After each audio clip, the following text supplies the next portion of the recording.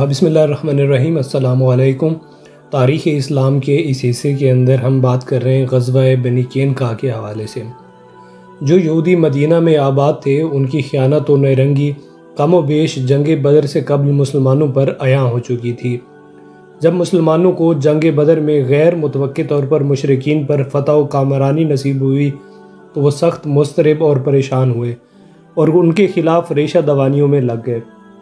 قبیلہ بنی قینقاع اندرون مدینہ آباد تھا اور اس شہر کی معیشت اسی کے ہاتھ میں تھی، اور یہی وہ قبیلہ تھا جس کی سازش اور شرارت مسلمانوں پر سب سے پہلے عیاں ہوئی تھی۔ پیغمبر اکرم نے ابتدا میں انہیں نصیحت کی اور اس بات پر زور دیا کہ رسول اللہ کے ساتھ انہوں نے جو عہد و پیمان کیا ہے اس پر قائم رہیں۔ اس کے ساتھ ہی مشرکین قریش پر جو گزر گئی تھی اس سے بھی آپ نے انہیں آگاہ کیا، لیکن جب آپ نے دیکھا کہ وہ لوگ خود سری اور بے حیائی پر اتر آئے ہیں اور قانون کی پاسداری اور مذہبی جذبات کی پاکیزگی کا احترام کرنے کی بجائے الٹا اس کا مذاق اڑا رہے ہیں اور مسلمانوں کی عزت و ناموس پر مسلسل اہانت آمیز وار کر رہے ہیں، تو آپ نے نصف ماہ شوال میں ان کے قلعے کا محاصرہ کر لیا تاکہ اس فتنے کا فیصلہ ہو جائے۔ یہودی تعداد میں تقریباً 700 سپاہی تھے، جن میں سے 300 زرہ پوش تھے۔ 15 دن تک مقابلہ کرنے کے بعد انہوں نے اپنی شکست تسلیم کر لی۔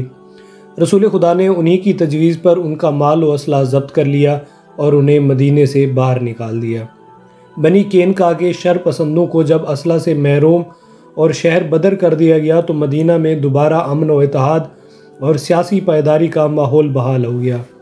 اس کے ساتھ ہی اسلامی حکومت کے مرکز یعنی مدینہ میں رسول خدا کی سیاسی حیثیت اور رہبرانہ طاقت پہلے سے کہیں زیادہ مستحکم ہو گئی۔ اس کے علاوہ قریش کے ان حملوں کے مقابل جو وہ انتقام جوئی کی غرض سے کیا کرتے تھے، مسلمانوں کا دفاعی میدان کافی محکم و مضبوط ہو گیا، اور یہی بات قریش کے اس خط سے جو انہوں نے جنگ بدر کے بعد مدینہ کی یہودیوں کو لکھا تھا عیاں ہوتی ہے کہ جب مسلمانوں سے آئندہ انتقام جوئی کی غرض سے جنگ کی جائے تو ان اسلام دشمن عناصر سے جو خود مسلمانوں میں موجود ہیں جاسوسی اور تباہ کاری کا کام لیا جائے۔ رسول خدا نے صرف مدینہ میں خیانت کار اور عہد شکن کا ہی قلعہ کما نہیں کیا تھا، بلکہ ان قبائل پر بھی کڑی نظر رکھے ہوئے تھے جو مدینے کے اطراف میں آباد اور اسلام دشمن تحریکوں اور سازشوں میں شریک تھے۔ چنانچہ جب بھی حملے کی ضرورت پیش آتی تو آپ کی تلوار بجلی کی مانند گونجتی ہوئی ان جتوں پر گرتی اور ان کی سازشوں کو ناکام بنا دیتی۔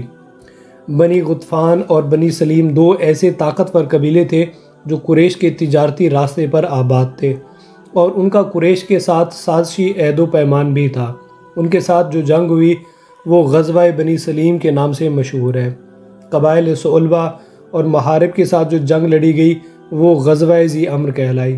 قریش نے جنگ بدر کے بعد چونکہ اپنا تجارتی راستہ بدل دیا تھا اور بحر احمر کے ساحل کی بجائے وہ عراق کے راستے سے تجارت کے لیے جانے لگے تھے، ان پر جو لشکر کشی کی گئی وہ سریہ عروہ کے نام سے مشہور ہوئی۔ مسلم سپاہ کی ہوش مندی اور ہر وقت پیش قدمی کے باعث نو عمر اسلامی حکومت اپنی جاسوسی، ہوشیاری اور لشکر کشی کی استعداد و اہلیت کی وجہ سے مدینہ کے گرد و نواح میں غالب آ گئی، اور اب وہ سیاسی عسکری طاقت کے عنوان سے منظر عام پر نمودار ہونے لگی۔ مسلمانوں کی تجارتی راستوں پر مستقل موجودگی کے باعث قریش کی اقتصادی اور سیاسی طاقت سلب ہو گئی، اور ان کے جتنے بھی تجارتی راستے تھے وہ مسلمانوں کے تحت تصرف آ گئے۔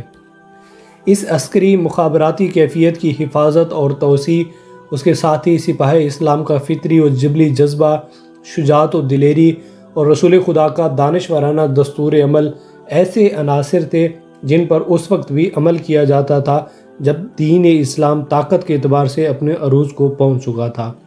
تحفظ و توسیع کا اس قدر یاس رکھا جاتا کہ ان مہینوں میں بھی جنہیں ماہ حرام قرار دیا گیا تھا اس مقصد سے غفلت نہیں برتی جاتی تھی۔